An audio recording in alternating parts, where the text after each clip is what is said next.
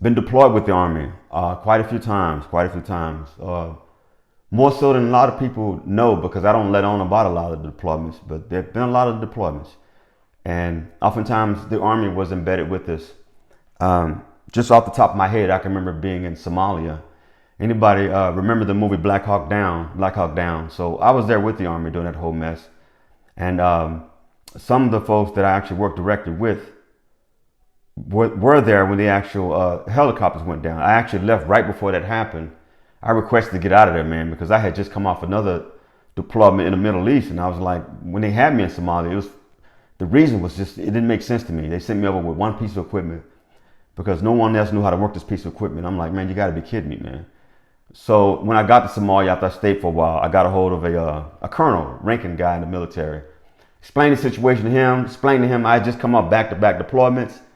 And he was a really good man, and so he sent me back home to the States with the Army, with a contingent of Army folks. But because I was Air Force, they put me on what's called flying orders, aircrew orders, and so wherever the folks flying the airplane went, I went because I was an Air Force guy.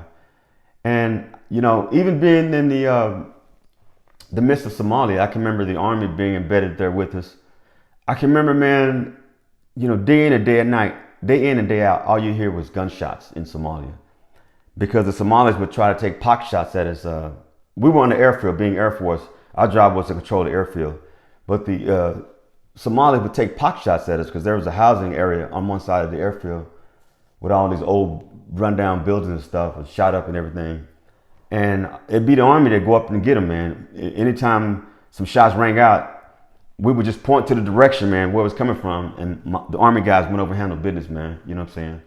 So salutes out to the Army.